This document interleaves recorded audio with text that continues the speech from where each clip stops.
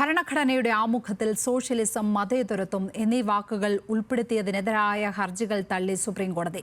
Chief justice Sanjiv Khanna, justice Sanjay Kumar എന്നിവരടങ്ങിയ ബെഞ്ചിന്റേതാണ് ചരിത്രപ്രധാനമായ വിധി. ഭരണഘടനയുടെ ആമുഖം ഭേദഗതി ചെയ്യാനുള്ള അവകാശം പാർലമെന്റിനുണ്ടെന്ന് സുപ്രീംകോടതി വിധിച്ചു. 1976-ൽ 42ാം ഭേദഗതിയിലൂടെയാണ് ഭരണഘടനയുടെ ആമുഖത്തിൽ സോഷ്യലിസം, മതേതരത്വം എന്നീ വാക്കുകൾ ചേർത്തത്. അത് ചോദ്യം ചെയ്ത മുതിർന്ന BJP നേതാവ് സുബ്രഹ്മണ്യൻ സ്വാമി, അഭിഭാഷകൻ അശ്വിനി കുമാർ ഉപാധ്യായ്, ബൽറാം സിംഗ് എന്നിവരാണ് ഹർജികൾ സമർപ്പിച്ചത്. ഈ കേസിലാണ് സുപ്രീംകോടതി chief justice Sanjiv Khanna, justice Sanjay Kumar എന്നിവരടങ്ങിയ ബെഞ്ച് വിധി പ്രസ്താവിച്ചത്.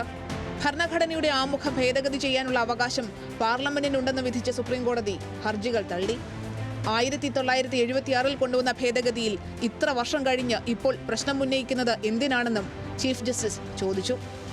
മതേതരത്വം, സോഷ്യലിസം എന്നീ വാക്കുകൾ ഇന്ത്യൻ സാഹചര്യത്തിൽ വിദേശ രാജ്യങ്ങളിലേതിൽ നിന്ന് വ്യത്യസ്തമാണെന്ന് കേസിൽ വിധി പ്രസ്താവത്തിന് മുൻപ് സുപ്രീംകോടതി വ്യക്തമാക്കിയിരുന്നു. സോഷ്യലിസവും മതേതരത്വവും എങ്ങനെയാണ് വിലയിരുത്തേണ്ടതെന്നും ചീഫ് ജസ്റ്റിസ് സഞ്ജീവ് ഖന്ന വിശദീകരിച്ചിരുന്നു. സോഷ്യലിസം എന്നതിന് ഇന്ത്യയിൽ ക്ഷേമരാഷ്ട്രമെന്നാണ് അർത്ഥം. നന്നായി അഭിവൃദ്ധിപ്പെടുന്ന സ്വകാര്യ മേഖലയ്ക്ക് തടസ്സമല്ല സോഷ്യലിസം. മതേതരത്വം ഭരണഘടനയുടെ അടിസ്ഥാന ഘടനയുടെ ഭാഗമാണെന്നും SR ബോംബെ കേസിൽ സുപ്രീംകോടതി വ്യക്തമാക്കിയിട്ടുണ്ടെന്നും രണ്ടംഗ ബെഞ്ച് നിരീക്ഷിച്ചിരുന്നു.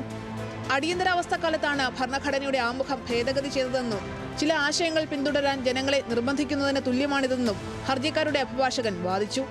ഇതിന് മറുപടിയായി ആമുഖം അംഗീകരിച്ച തീയതി ഭേദഗതി ചെയ്യാനുള്ള പാർലമെന്റിന്റെ അധികാരത്തെ പരിമിതപ്പെടുത്തുന്നില്ലെന്ന് കോടതി പറഞ്ഞു. സോഷ്യലിസം, മതേതരത്വം തുടങ്ങിയ വാക്കുകൾ ഭരണഘടനയിൽ ചേർക്കുന്നതിനോട് തനിക്ക് എതിർപ്പില്ലെന്നും ആമുഖത്തിൽ ഉൾപ്പെടുത്തിയതിനെയാണ് ചോദ്യം ചെയ്യുന്നതെന്നും മറ്റൊരു ഹർജിക്കാരനായ BJP നേതാവ് അഡ്വക്കേറ്റ് അശ്വിനി കുമാർ ഉപാധ്യായ് പറഞ്ഞു. ഭരണഘടനയുടെ ആർട്ടിക്കിൾ 368 പ്രകാരമുള്ള ഭേദഗതി അധികാരം ആമുഖത്തിനും ബാധകമാണെന്ന് ചൂണ്ടിക്കാട്ടിക്കൊണ്ട് BJP നേതാവിന്റെ വാദത്തെയും ചീഫ് ജസ്റ്റിസ് തള്ളി. National desk, news Malayalam.